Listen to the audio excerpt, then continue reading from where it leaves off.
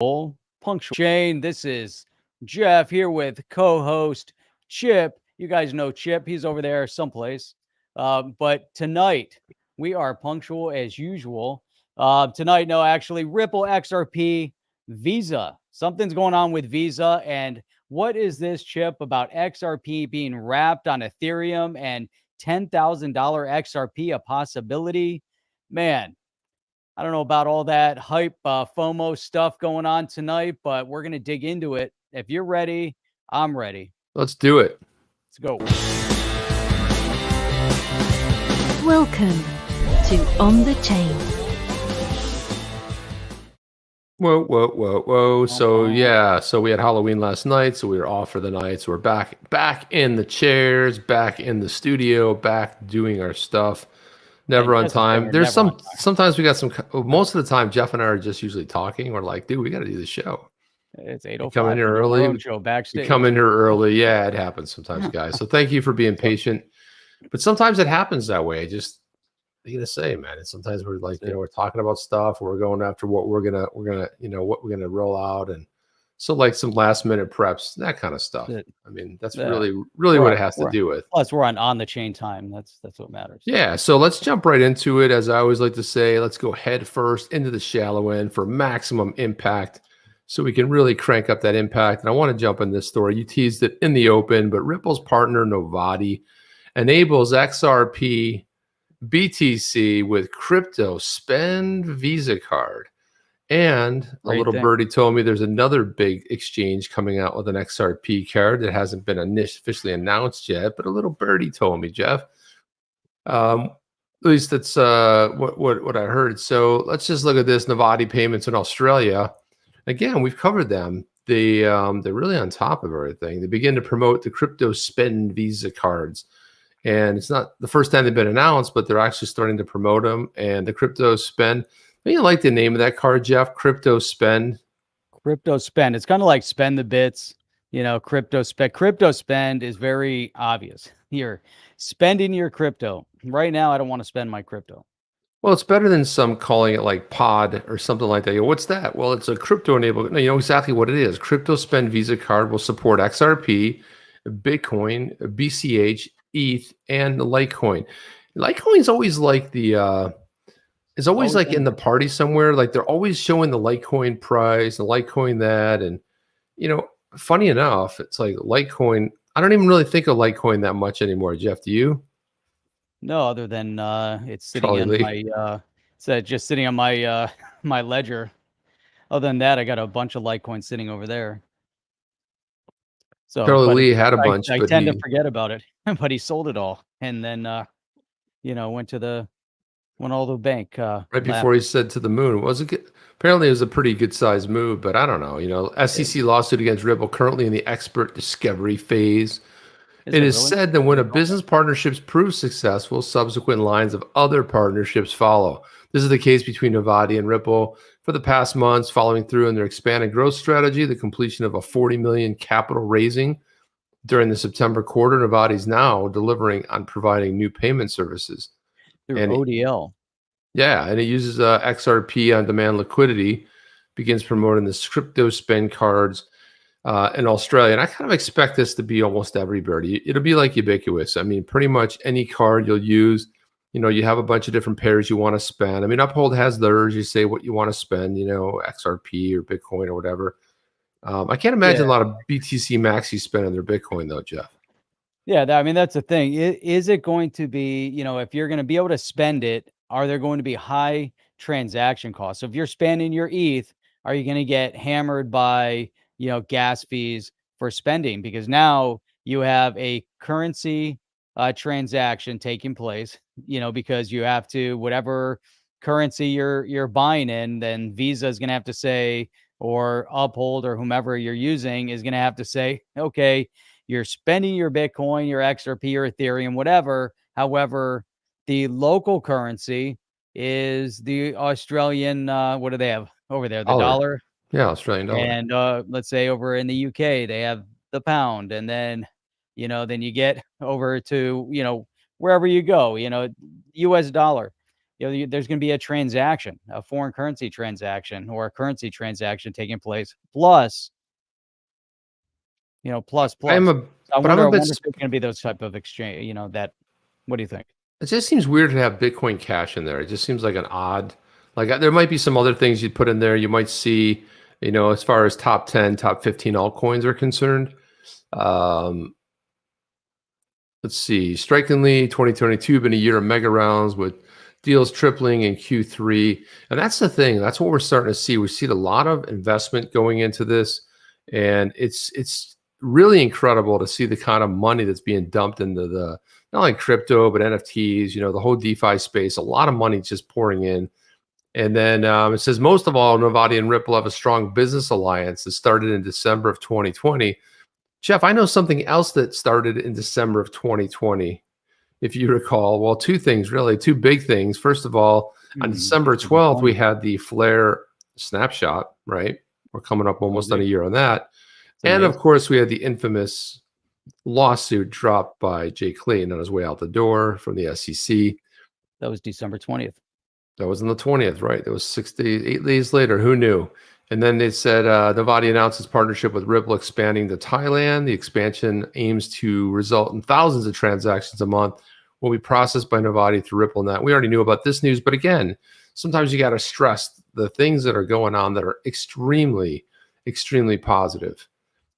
No, I like seeing some of the things that they're talking about in this article, and to reiterate that, one of the issues that seems to continuously present itself is as Ripple expands the RippleNet solution, they say, well, they talked about ODL, they talked a lot about ODL, but nobody's using ODL. And now we know that once ODL is activated, then XRP is being used, through the ODL, because that is the asset being used for the on-demand liquidity. Now, if the big institutions aren't engaging with ODL, then that's one of the criteria that everyone looks at. But here, from your point there with Novati, they're using ODL, and we're going to see with MoneyGram, and this is a really interesting point, because MoneyGram used ODL, but they used it for foreign currency exchange. Right. So this is where all kind of circles back to what I was mentioning before: is, are there going to be fees to do all those transactions? Well, not if they're connecting with Novati, not if they're using RippleNet, not if they're using ODL for the foreign currency exchange, which is what MoneyGram did and saved tons and tons of money. So it's amazing what can happen. The interoperability is significant. It's really key there. Well, look at this right here. I mean, Ripple reports that our transaction volume doubled compared to last year, and also ODL transactions are up 130% quarter over quarter. That's some serious growth right there. Because a lot of people, you hear, oh, well, nobody's using ODL. No, nothing's happening with it. 130% quarter over quarter. That's a pretty strong growth. Now, if you start looking at the year, it's pretty incredible, right? So we're in a Q4 now. That's some pretty serious growth. If you look at it, it'd be like 300+%. A lot of utility. Yeah, it's a lot of utility. So if quarter over quarter, I like seeing those numbers. We like seeing utility. Utility of ODL is what it's really all about. Ripple and RippleNet, they can keep expanding to infinitum, but it's the ODL component of their solution that is really the game changer, and that's the one that utilizes XRP, as the bridge asset. And so it has a lot of significance. And as you start seeing all this engagement from other partners, how do you then go back and say that, XRP, hey, you know what? If Visa is using ODL and using XRP, it's Visa using XRP. Or using ODL that uses XRP. It's not just Ripple that's doing it and RippleNet. So then, the SEC, circling back on that conversation, the SEC is going to focus back on Ripple and RippleNet, and everyone's just looking over there. But most people are looking at, what is ODL? Okay, they learn about ODL. What is Novati? Oh, look, Visa's using ODL. Who owns ODL? I don't know. And then someone else thought, well, guess what? ODL is actually a part of RippleNet. Oh, I didn't even know that. And that's where the growth cycle is. Yeah, and another news too. I agree, Jeff. I mean, it's like it's sort of all intertwined, and sometimes it's easy to lose sight of the positivity that's happened because the SEC lawsuit and all this. But look at this. So Ripple put out their Q3 2021 XRP markets report, and they publish this usually on a quarterly basis, summing it up. But I like some of the other things that are going on here. For example, they talk about the crypto market summary in Q3. The NFT mania continued as more players entered the space. ETH was the primary beneficiary of the craze, with most of the NFT minting and trading happening on platforms integrated with Ethereum, like OpenSea became a key NFT venue with daily volumes exceeding over 100 million regularly. They also bring up the CryptoPunks, the Bored Ape Yacht Club saw incredible demand. And Jeff, what was the dollar amount on both those projects? It was pretty high, wasn't it? I believe it was something like about $1 billion traded or something like that. Oh, it's Some massive. crazy. Oh yeah, it's ridiculous. And then SolPunks, which was launched on Solana blockchain, which is just basically a CryptoPunks copy.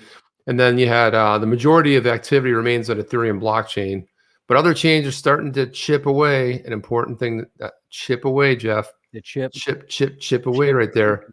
Chipping away. They're chipping away at that market share, given it high gas fees. Right at the start of the year, ETH accounted for 97% of total value locked on all chains. Jeff, that's astounding. It really, it's unbelievable.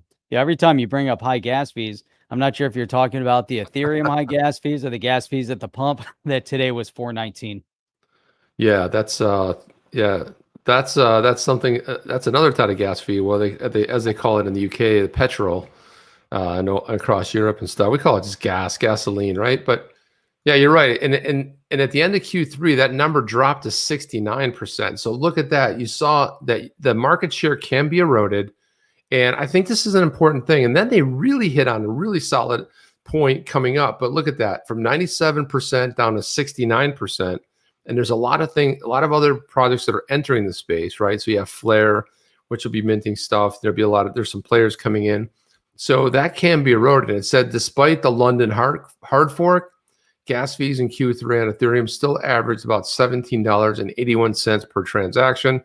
That seems a little bit low to me, but it says the XRP ledger also saw a number of projects launch, including XPunks, Aesthetics, Bored Apes Club, XRP, and taking advantage of the low transaction cost and the scalability. And also we have XRooms, which will also be another project, which we had on the other day.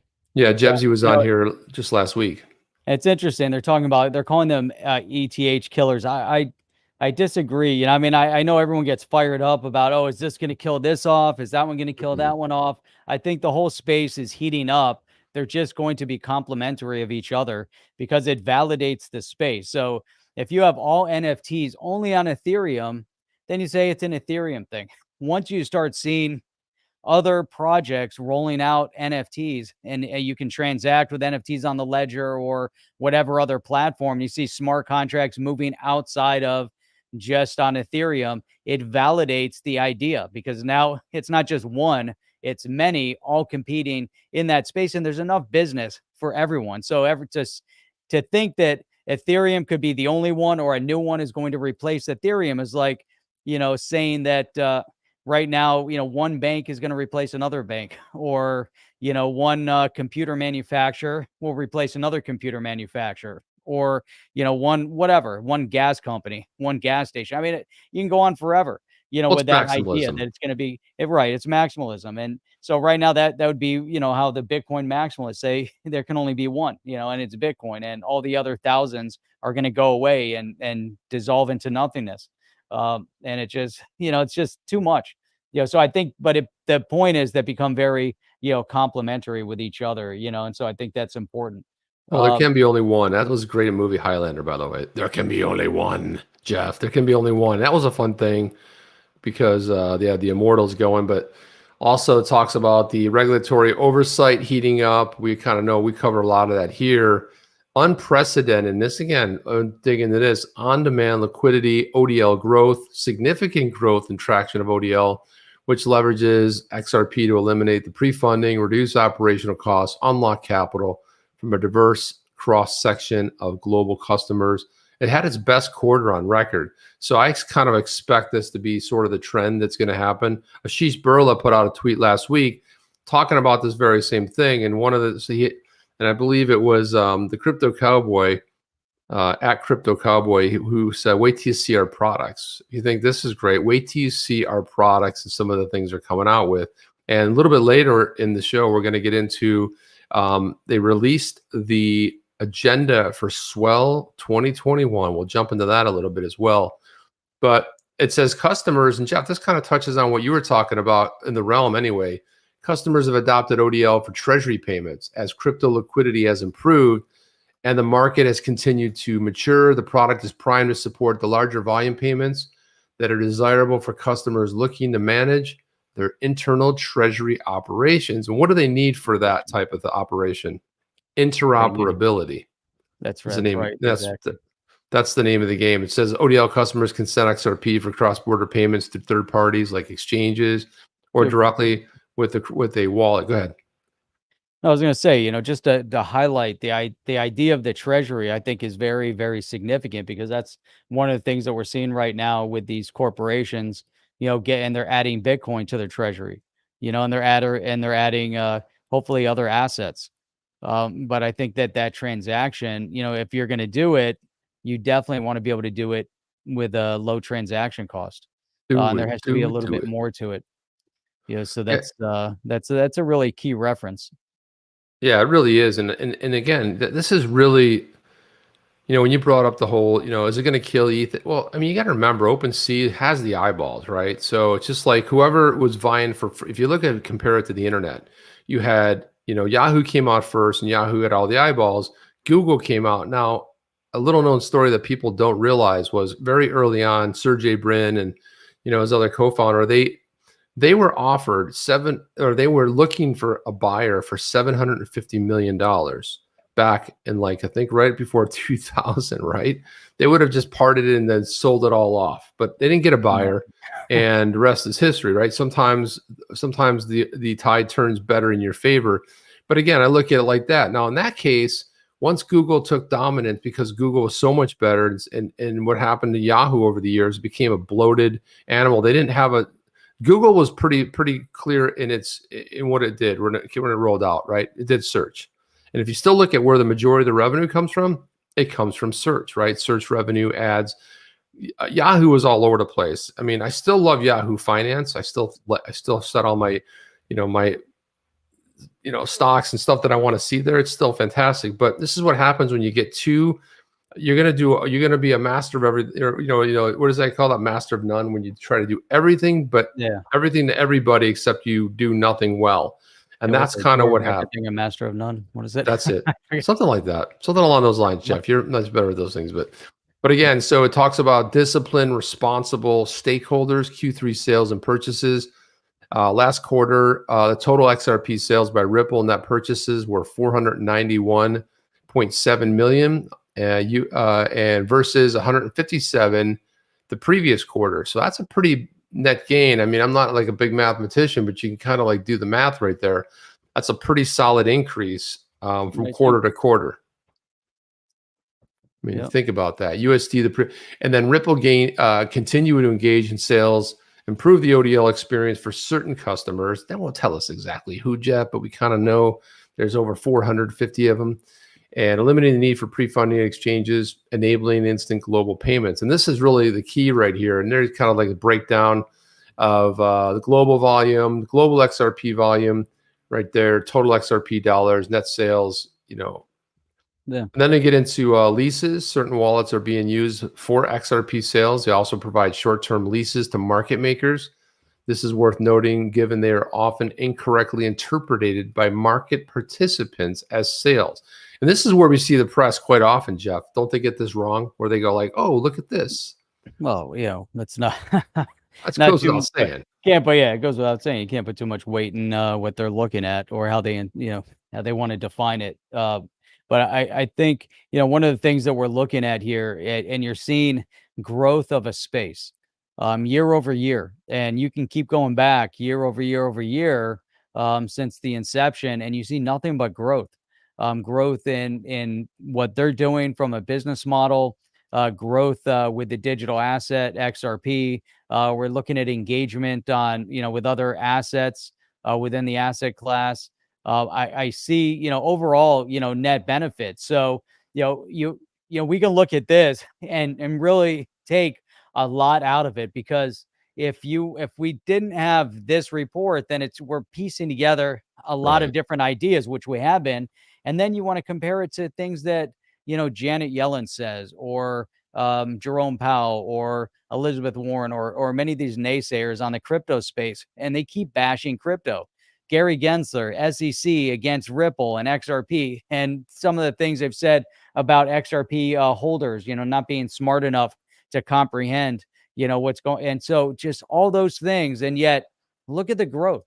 Look what's happening. Look at the development. Look at Despite how, everything. despite all of that, right? And then you start seeing all these different exchanges. You see DeFi expanding. You see like BitTrue getting into futures. You get, all these different exchanges that are getting into actual finance, uh, application, and they're applying the, typical financial products to cryptocurrency.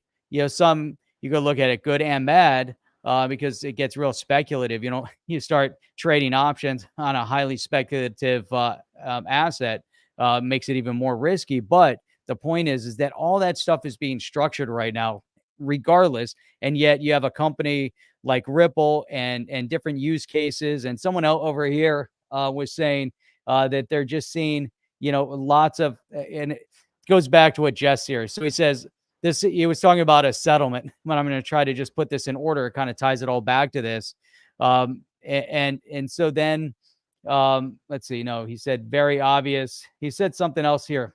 The SEC's in a bad spot, as Ripple can essentially ruin their ability to win any lawsuits Oh, in the yeah. future, right?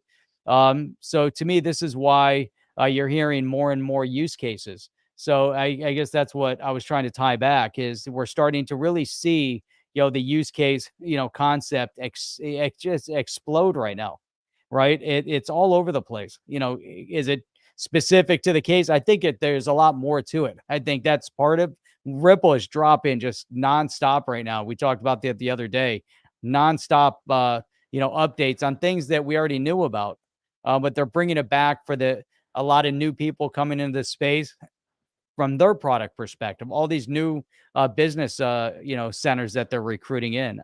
Man, it's exciting. Super exciting. And look, I mean, I Yeah. love this right here. Look at they talk about the reported volume. They say the Q3 was weaker than average quarter for volume across most digital assets, including XRP. But XRP's average daily volume declined more than 50% this quarter, while ETH and Bitcoin's volumes declined by 33% as measured by CTT. Also, altcoins such as what is that? BCH is what the other competitor to Bitcoin, Bitcoin like Cash. Bitcoin, yeah, Cash and Litecoin saw volumes decline more than 65% quarter over quarter. Only ETH competitors such as AVAX, Luna, and Sol saw their volumes increase quarter over quarter as they reached new all-time highs. And again, that right there, let's focus on this, that new all-time high. This is one of the things that, obviously we're sort of in the belief that XRP probably could have hit an all-time high because all these other altcoins did during this last bull cycle, except for one, and that was XRP. Didn't even get close. We got close to $2. But again, a lot of it had to do with this artificial suppression because of this case. Also, the volumes, as they're reporting here, were down, but they're not exactly out. Then, of course, they show you the volume as compared to price and volume with the graph there. They talk about their escrow, $3 billion were released out of escrow, $1 billion a month. In line with the previous quarters, the official escrow arrangement and $2.6 billion were returned. So sometimes people go like, oh, they keep flooding the market with $1 billion XRP. But yeah, almost all of it went back, pretty close to it.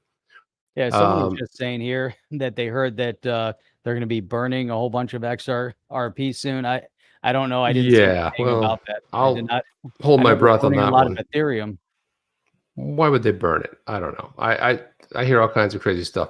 XRP expanded its footprint. You see this one, Chip? Tesla phone, badass, period. Did you see Tesla rolled out their phone? I didn't see it, but if it's anything like the design of their car, I'll pass. Thanks. It's a hard pass for me. Looks really cool. Yeah, I'm sure it looks really cool, and it's not an iPhone, so pass for me. Now, I do like the truck because it's wonky, but it already seems like it hasn't even released yet. And the truck's already gone out of style. It's like sometimes things can be too trendy. But Yeah, I yeah. like Tesla, and I like Tesla in spirit, but I only like one of the. I don't know, some of their car designs. They just look kind of tired to me compared to some other stuff out there. But I don't know. It's just me. It's just one person's opinion. Then you got XRP and DeFi. The XRP ledger is built-in decentralized exchange. Something that is incredible. The fact that there's a built-in DEX, and it was the first one out of all the coins. Period. The first decentralized exchange was on the XRPL. We don't really take advantage of it enough. It says there's a number of third-party initiatives expanding to the use of the DEX, so we're starting to see that more. For example, non-custodial wallets like Zum and trading platforms such as Sologenic and GateHub allow users to interact with that XRP ledger's decentralized exchange directly. And that's pretty cool too, because I think too, low fees, being able to interact with it. XRP is available on other chains and DeFi platforms. One existing project, Kava. Remember, we interviewed the CEO early in that project. On the chain, has a TVL of almost 400 million, allows users to swap, borrow, and lend XRPB, which is wrapped XRP on the Binance chain, the BEP2. And then other anticipated DeFi projects using XRP are built on the Flare network, which launched its So, test network, Songbird. yeah. So what do you think? What do you think about that one? So we've got, we have Flare. We've talked about Spark in the past. There was a lot of excitement over Songbird. Now they started dropping SGB on people's wallets. What are your thoughts? What's the next step for them in this whole When rollout? it comes to Flare, I mean, really, I mean, what I love about it is it actually has a value to it. You know, there's a value assigned to the Songbird token. That's kind of what everybody was expecting.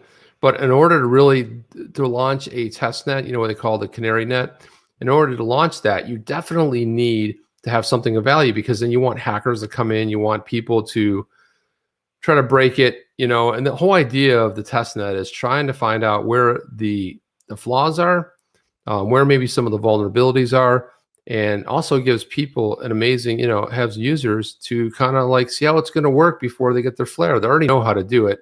They'll already be able to, you know, stake it. There'll be some additional things coming online. I think it's a great development, Jeff. I got to be honest with you. I think it's a phenomenal development. I haven't even had the time to really dedicate to doing that because I'm working on so many of the projects at the same time. One of them is getting our new website up and running, which I believe we will be launching it this week. Fingers crossed. It looks really good. Looks really amazing. I mean, it's coming together. It's gonna develop nicely too. It's going to be really cool. It's going to be a resource and everything else. So also they talk about Ripple X's big NFT move with this creator fund. They created this $250 million creator fund to provide support to creators, brands, and marketplaces. And we also signed up for that as well because we have an NFT project that we want to release, and we could have released it on OpenSea, but really we just believe it's for the XRP ledger.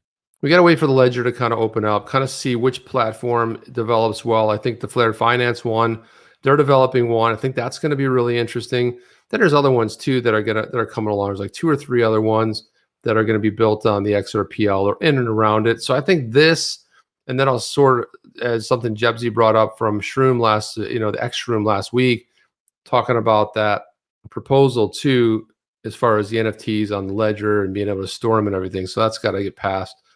And then It's gonna be good though. I think, one of the things with Ripple X, and this is it's interesting as you look asset by asset, and there's certain communities that are a little bit stronger in terms of what their objectives might or might not be. One of the things that we're seeing with Ripple overall in the development of the space, so like this Ripple X fund, they don't have to do that.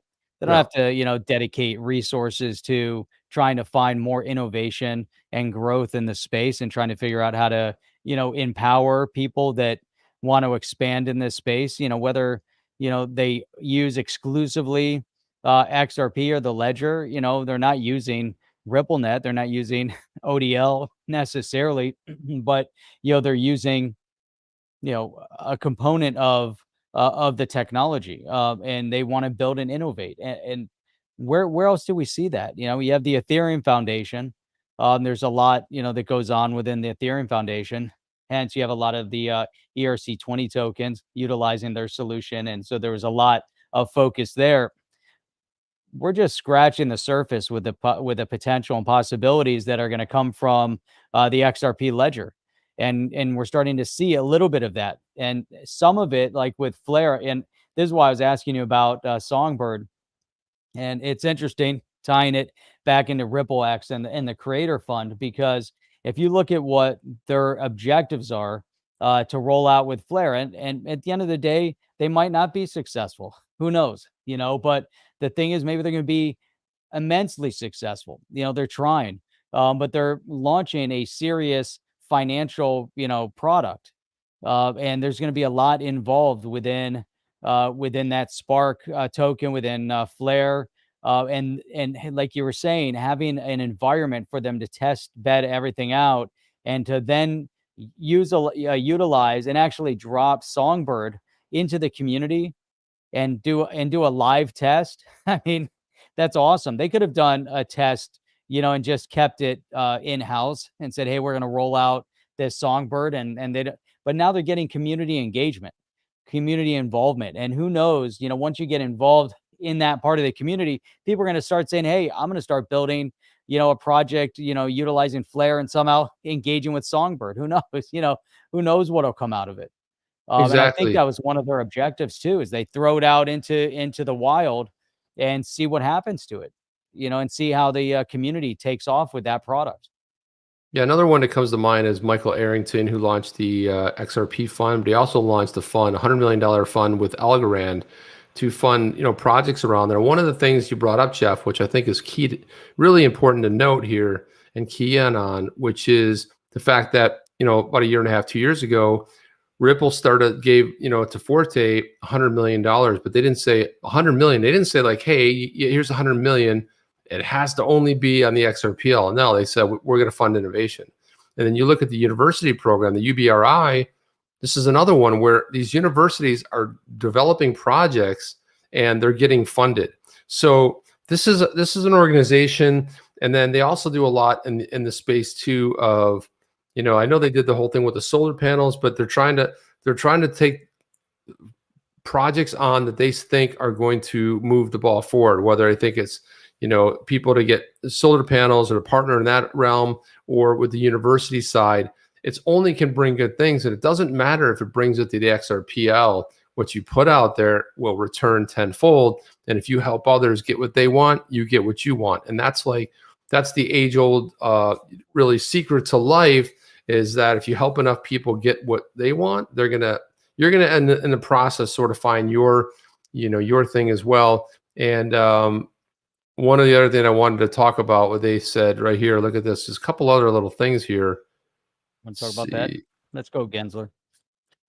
Let's go, Gensler. So here we have building with the XRP Ledger community. Last quarter, a total of 88 million transactions of the XRP Ledger, 69 billion transacted via 74 billion XRP in volume.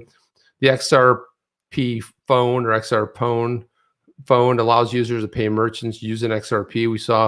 I saw some people tweeting some stuff out, and shops and restaurants that take that. Nebuous, which provides crypto-backed loan services, wallet functionality, payback transfers, and NFT Riddler enables users to place bids on NFTs using XRP. Then we have, of course, the federated sidechains, which we got a developer preview of that, and I still think that's probably going to be that's going to go through.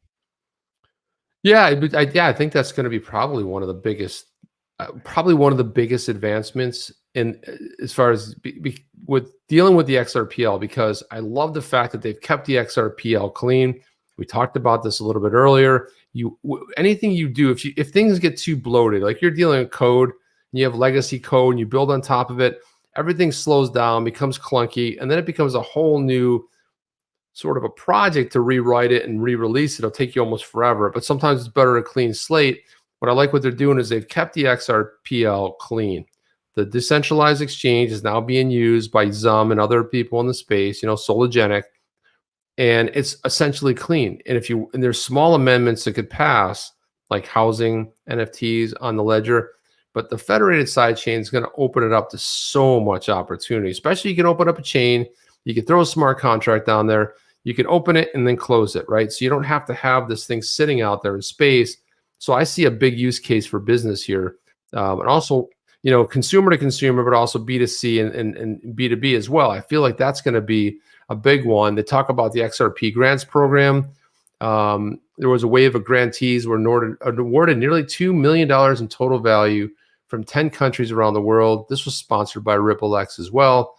And again, Jeff, I mean, we really get into how often and exactly how much they're doing in the space. So I think it's fantastic.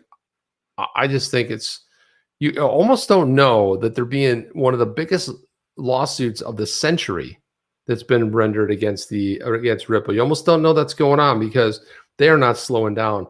But Jeff, they're going to come into, I think the world of hurt will creep in on the SEC because they've got it so wrong when they say it doesn't have a use case outside of Ripple. This is where they're going to get destroyed. And I almost feel like the attorneys cannot wait to get in there and take the SEC to the woodshed and just pummel. Oh yeah. I mean, they're definitely setting the stage for that, setting themselves up for doom and gloom. Unfortunately for them, it's not going to turn out really well for them, especially as politics has its way of working its way into doing the exact opposite of what they're planning for. So yeah, I wanted to kind of side note over into, taking from that, and here's some amazing things that we, just kind of reviewed that are going on, and just do a little, overview of this. Now, David Schwartz, he puts out a lot of tweets, and he's excited about Wrap.com. He's excited about that a wrapped XRP is coming to Ethereum. And he says, great news for those that want to access XRP within Ethereum wallets, DeFi, and smart contracts.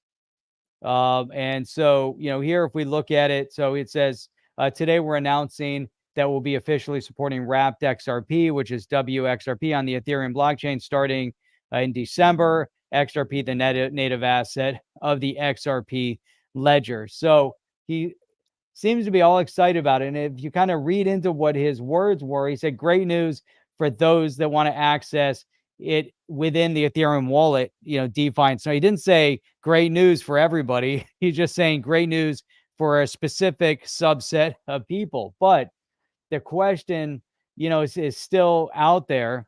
Why would you want to wrap XRP on Ethereum? And one after another, just, kind of lambasted this idea, so Alex Cobb said, can't wait to wrap my XRP and pay $200 transaction fees. It's the future. So here we've got, I said, David, I'm certain everyone understands the significance and our operability. What about the gas costs? How do you overcome that? Drag said, you unwrap it and put it back on the XRPL. I like Bank XRP said, can you please wrap ETH and XRP for me? I don't like the fees. Thanks.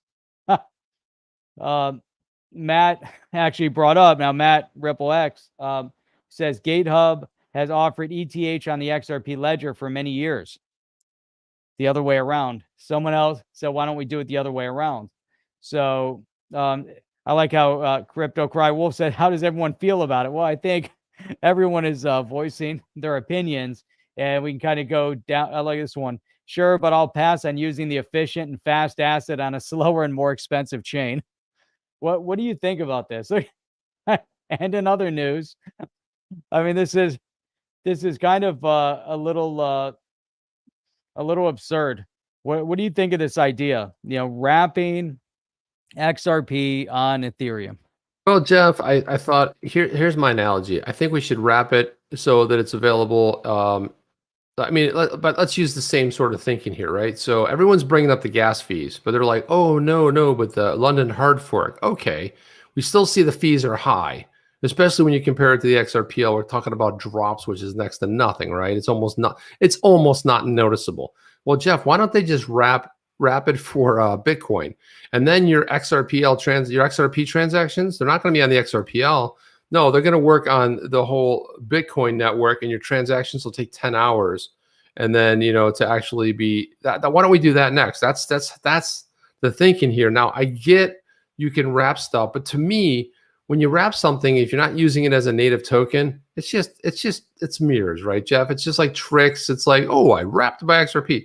No, you took the value of your XRP, you converted it to a, whatever it is, some sort of an Ethereum sort of coin, because that's what wrapped is. You're not using the native token. And now you're pretending that, oh, my XRP is on making smart contracts on the Ethereum network.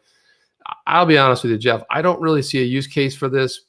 I mean, not a use case. The use case is there. I don't see a use for it. And the reason being is that the people who are emphatic about XRP aren't going to do it. And the people who are emphatic about ETH aren't going to do it either. It's like, why would I go buy XRP to go wrap it and put it on Ethereum when I can just use the native token? So it's interesting, I guess, that you can do it, but I don't know, Jeff, what are your thoughts? It seems odd to me. Yes, that's kind of where I was coming at it as well. But then I'm looking at some of the things that David highlights, and it's some of the things that we talk about a lot, which is DeFi and smart contracts. Now, right now, if you're on Ethereum, you're pretty much stuck. If your smart contracts on Ethereum, you're stuck in Ethereum, right? You're not going anywhere outside of that. Flare is talking about having some interoperability with smart contracts utilizing the ledger and Ethereum. So the question is, if you wrap XRP onto Ethereum, are you then transacting? Does that really make it interoperable at that point? Are you actually using XRP, but you're using it now on Ethereum? Now, can you easily then send it through as XRP? But why would you have to wrap it to begin with? If the concern is to use the ledger, like you're saying, why would you need to wrap the asset on Ethereum? Then you really have no access to the ledger, right? You're not going to XRPL for your smart contract, as far as I'm aware. Maybe I'm completely off here. And then if you're only concerned about somehow using the transaction, why not involve somehow the XRP ledger and use that, as the, as the bridge? If you're worried about smart contract, I don't know. I mean, there's got to be someone out here that knows, that can give some pointers on this. But what are your thoughts on that part of it? Well, I wanted to put this up here. I wanted to show this here. So this is Monica Long's take on it. She's the general manager of Ripple X, right? So she says, and again, she's talking, she's quoting David Schwartz's tweet, the one we just looked at. She says, this is huge news for the DeFi community. Agreed. This is great, not only for XRP utility, and that's really right there. That's something interesting. It's whole thing about additional utility and liquidity, more apps and more use cases, but also for interchain operability. And I think that's what we're really getting out of this. ETH and Bitcoin are already on XRPL via the GateHub, and we'll see more tokens on the XRPL. This is just the beginning.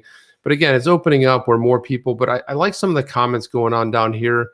So for example, Darren Boxer says, yeah, I'm struggling to see what benefits this will bring to the XRP, to XRP. We all know that ETH is slower and more expensive.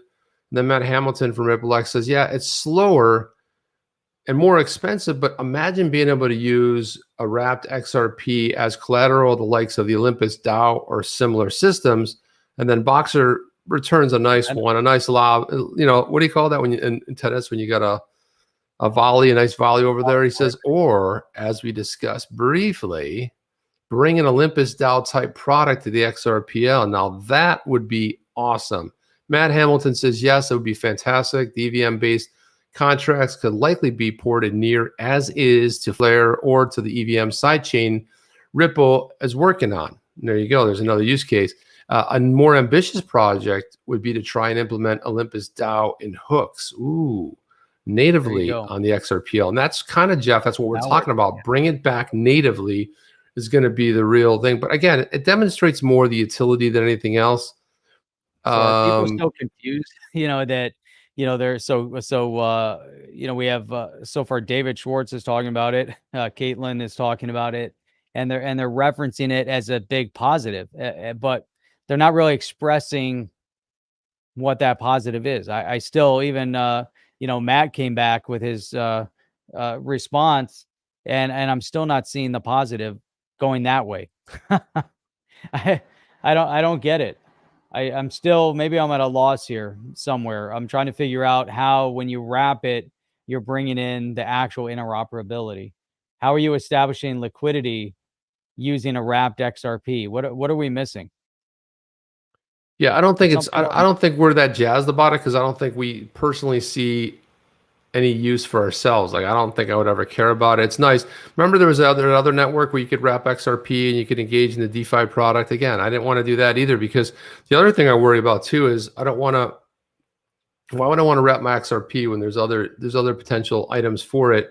I just don't see it as being that great of a thing. We got a bunch of things to hit real quick here. Oh, go ahead. What Sophie's saying, try to explain that to Oh Maxine God, Waters. oh God, heavens! Wow, It's hard enough thanks. to explain it, trying to explain to her how to use the iPhone and What how it's about the different than Facebook? the BlackBerry or the Facebook.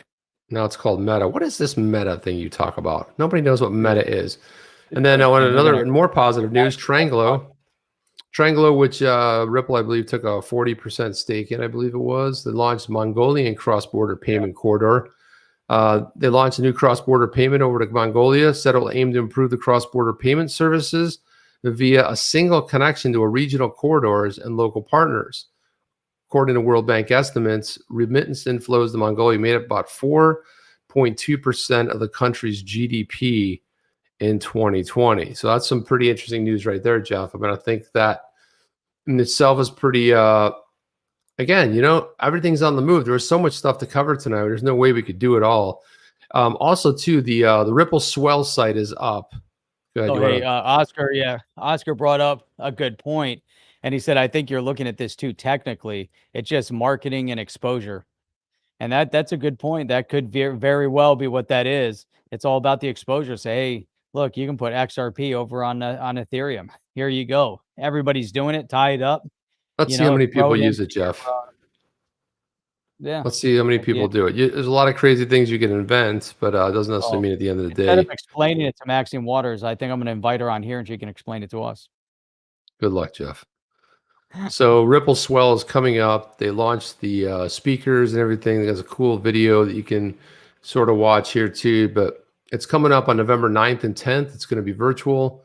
The teaser is just, again, it's not going to play well for the, it's just got a little bit of music and a bunch of cool visuals and a bunch of on-screen stuff. So it's nothing really. Boxes. Are those boxes of clarity? Did they take my boxes of clarity? They might have taken your box of clarity right there, Jeff. You see them as they're moving across there?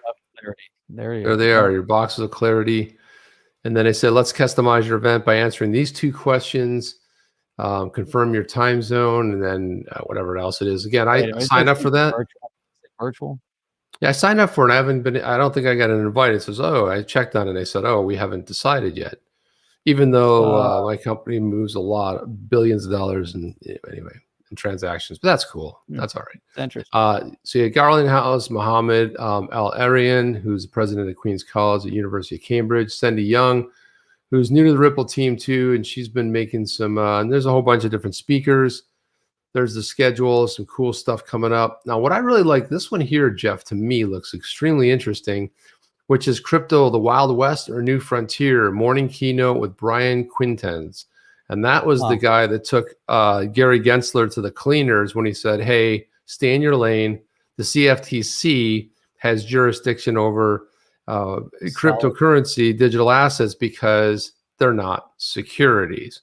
And then the next one is old school thinking with Gary Gensler, right? This is yeah. I don't know if they would have them at the site there too, but there should be titled, I taught at MIT, therefore I can explain blockchain technology to you. Yeah, and then let's look at the full schedule here. Welcome to Ripple. So Brad's going to give the keynote there, and you got some other things coming up. There's somebody else here I thought was an interesting one as well. DeFi's future, which is going to be interesting. You got RippleNet product review. Of course, she's heading that one up. The next era, and they got Sam Bankman-Fried talking.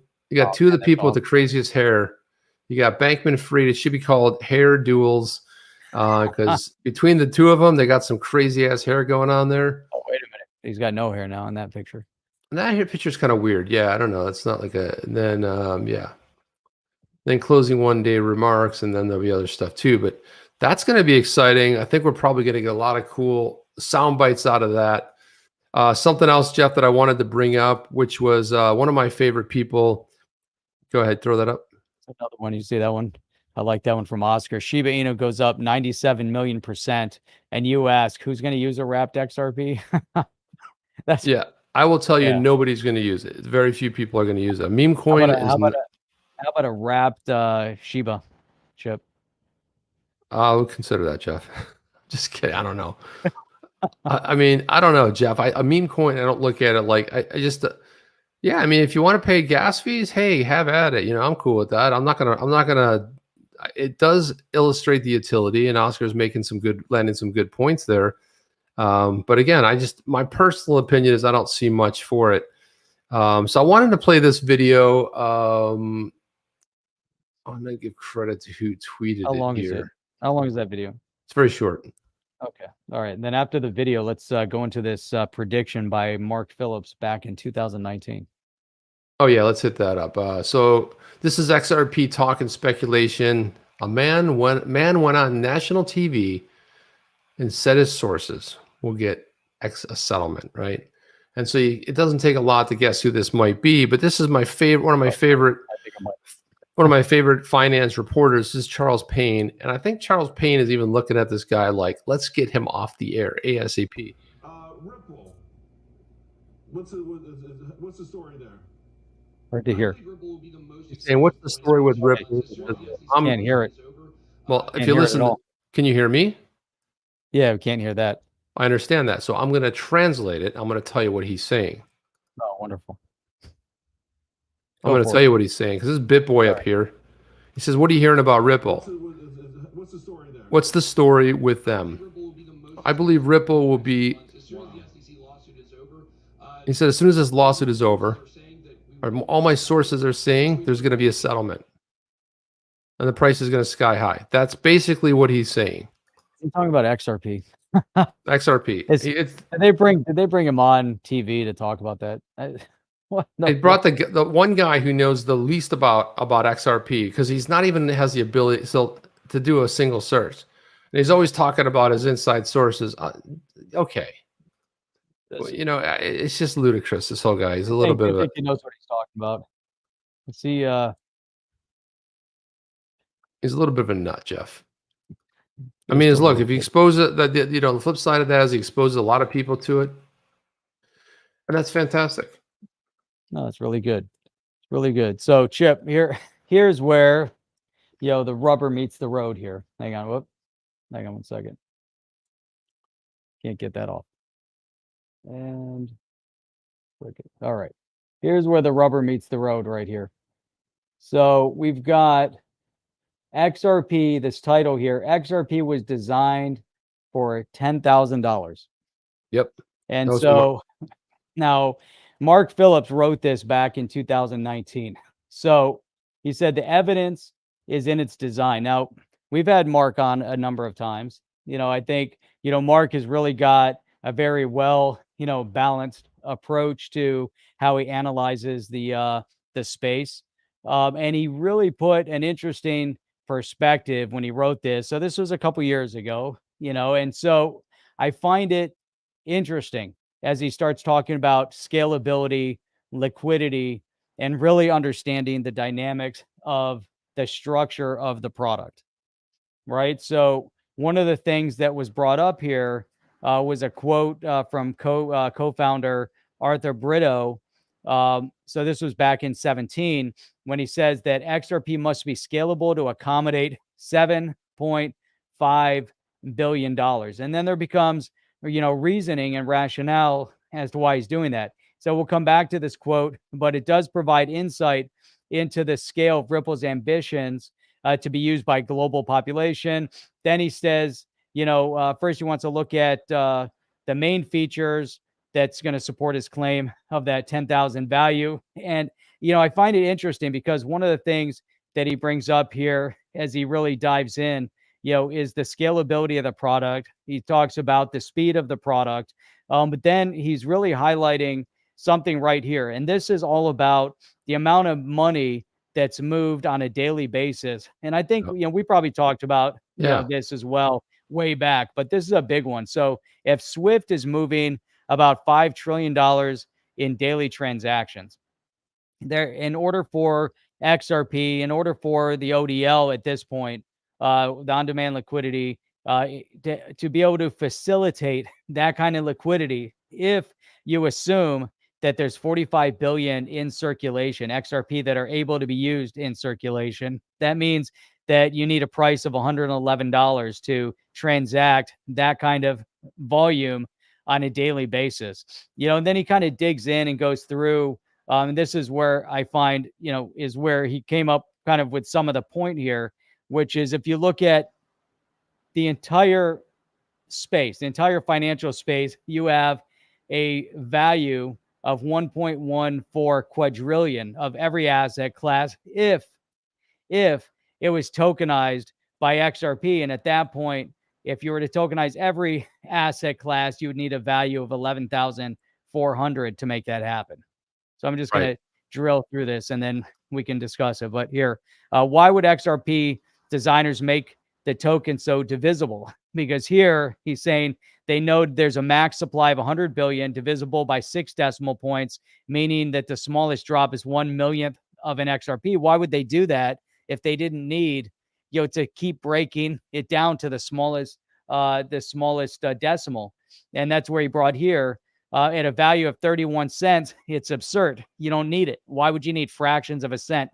And he said here, it said, but at a much higher token value, say 10,000 per XRP, that divisibility starts to make sense. One, because of low transaction cost, and number two, because of the affordability for small retail use at that point. So I thought that was kind of interesting. Then he breaks it down here that they talk about the minimum transaction cost for a standard transaction is basically 10 drops. And if you were to do $10,000 at that point when he wrote the article, then the transaction cost would basically be 10 cents to move 10,000. He gets into affordability. He really drills down into a lot of things. Now, you read this. What are your thoughts about, how he went about, digging into this? Well, I think he supports a lot of his theory there with numbers, right? So I would think if you're talking about moving all the money, you start thinking about, like, his point is well taken. What are you going to use drops for? If it's worth $1, what do you need? I mean, it's like 6 decimal points places down to it. It doesn't really make a lot of sense. So he's making some sound, I guess, providing sound proof behind his theory. And again, is it outlandish? I don't know. Did anybody think Bitcoin would hit 10,000, 5,000? Some people got out before 1,000. I'm not mentioning any names yet, but some people did and thought it was an awesome idea. Not mentioning any names, but it could have been me. It could have been somebody else. But again, is it outlandish? People go like, oh, we could never do that. Well, at some point they'll say it'll never go up to $4, never hit 10, never hit 100. Look, I mean, it's hard to really say, but he's using the numbers and he's putting it's a really well thought out and crafted article. And that's one thing I love about Mark. He puts a lot of thinking behind stuff. It's not just done willy-nilly. And you know what? Could it happen? I think we'd all love for it to happen. I mean, is it going to happen tomorrow? Probably not. But is it in the cards? Yeah. I think so. Yeah, it's interesting here, Chip, because he said if it happens, I don't think it'll happen in the next 5 years. And he wrote another article over here where he explained how the asset class can, and he believes will, absorb 1.1 quadrillion value of all other markets. And I think, part of what he's, hinting at here is interoperability, scalability. And I think he's also talking about utilizing the XRP ledger, which we're now referencing. Even, we're just hinting at it now, but then it wasn't even a thing yet. We're just talking about wrapping XRP on Ethereum. You start wrapping Ethereum on the ledger, right? And you start to tokenize, securities, and you start doing a lot of these things. You need scalability and you need speed of transaction and you need low cost. Otherwise, tokenizing a security becomes meaningless. So I think there's a lot of different elements that are going into what he's thinking about And who knows, I mean, the sky's the limit. We haven't even seen the beginning of what can happen yet, and that's, No, well, it's I mean, enticing. well said. I wanted to play this one video. This is business of blockchain. It's a roundtable regulation in the blockchain era. It's a short video. It's under 2 minutes. You had Michael Riley. He's from the MIT Technology Review. You had Caitlin Long, which I'm a big fan of, Wyoming Blockchain Coalition. The video is from May of 2019. You also had Peter Van Valkenburg from Coin Center and another guest, which will be named later in the video. But let's watch this because she brings out some really strong hypocrisy that is allowed in one industry, yet not quite allowed in a different industry. Let's listen in. Oh, sure. I think what matters at the end of the day with regulation should be one and only one thing, primarily, which is solvency. And these digital asset systems are inherently solvent. And part of the reason is because you can look on the blockchain to verify that you actually own the asset that you think you own. And there's so much regulation that's directed at the wrong stuff. Again, New York allows all this rehypothecation.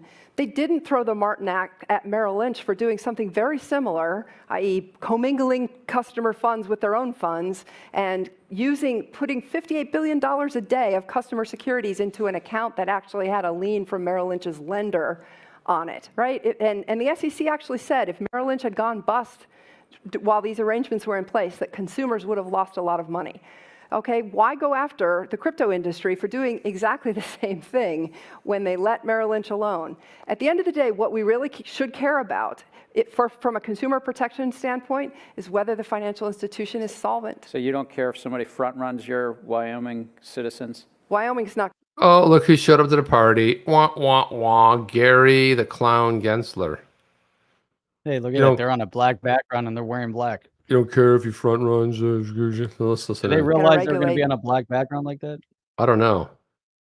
Let's listen to what he says again. Blending right in. Institution is solvent. So you don't care if somebody front runs your Wyoming citizens? Wyoming's not going to regulate those exchanges. No, I'm just asking whether you care whether they're front running. I think there's an awful lot of information that can be shared using free market tools as to whether those exchanges are front running. And it was great, by the way, it wasn't the SEC that produced that great report that you referred to. It was a private company. Okay, thank you. He's not even in the SEC yet, and she's already punching him left and right. She finishes it off with an uppercut to the jaw.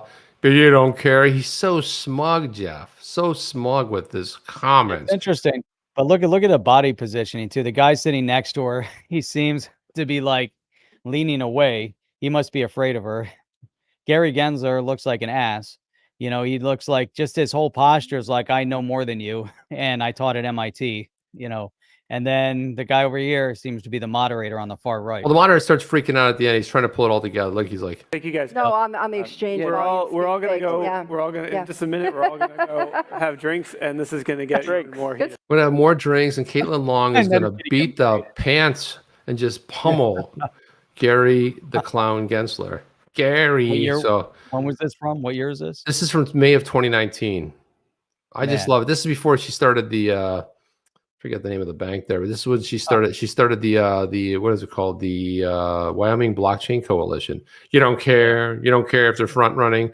Well, this is funny though. Jeff, we talked about the Martin Act. We brought that up so many times. The Martin Act in New York, right? But they didn't hit Merrill Lynch for commingling funds. Oh, they're too big to fail, Jeff. You know how that works.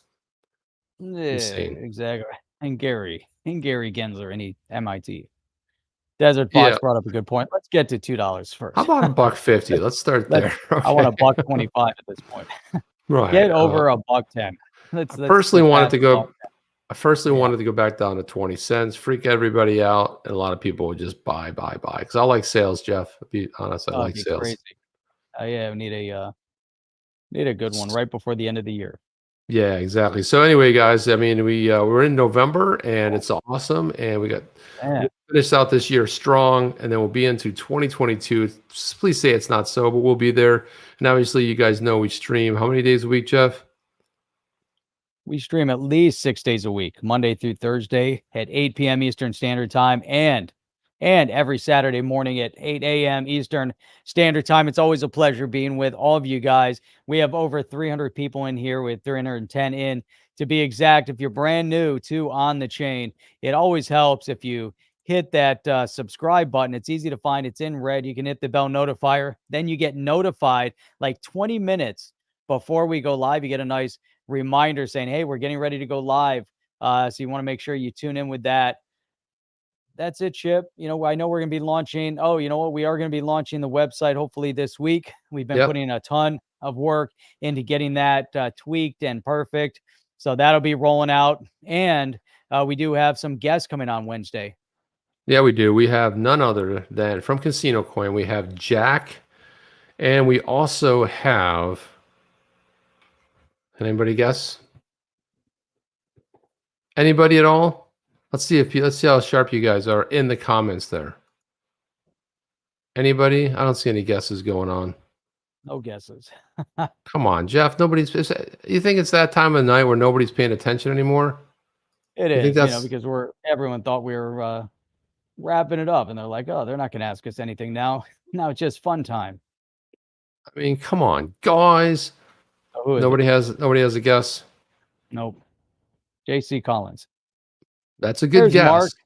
Hey, Mark was in the chat with us. That's awesome, man. Hope you. JC Collins is a good one, but think about thinking more. Thank you for saying that. David Schwartz. Yeah, David Schwartz. Exactly. No. Think about the Casino Coin project. Trump. Someone says no clue, man. Yeah, Quad Jack is good. Absolutely. Quad Jack is one of them. Yep. See, Andrew thought we were finished. He's like, now you're making us man, now you're making me ask questions. You think I need to know stuff like that? What are you asking me about? I can't be bothered with this. Come on, man. Bozo the Clown. We're gonna have Gary Gensler. Yeah, so Quad Jack and Gary Gensler, of course, man. You guys nailed it. It's gonna be perfect. Well, it's just gonna have to be a surprise. It's gonna be a surprise. They're just gonna have to figure it out. You guys can't guess, and you're gonna have to be mystified. Or you can just go check the video. So you can go check our upcoming video for Wednesday. And the project is Casino Coin. Casino Coin. That's the hint. That's the hint. You brought up one from Casino Coin. And we've had this guest on before. There's another hint. Come on, guys. I expect you guys to be there. It is right there. Bing, bing, bing, bing, bing, bing, bing. We'll figure it out by. Oh, there we go. I was gonna say we'll figure it out. Canis Lupus got it at the one and the only Daniel Keller. So we'll have him on as well, along with Jack. It's going to be great having both of them on here. We're going to talk about some updates and news that's going on. We're going to get to that. And that's all I have, Jeff. You have anything? That's all I've got, Chip. Let's go, Brenda. Let's go, Brandon. Nice. Let's go, everybody. Let's go. All right, guys, we're out. All right, let's go. Are you down with OTC? Please like, subscribe, and click the bell to be notified when the next video drops.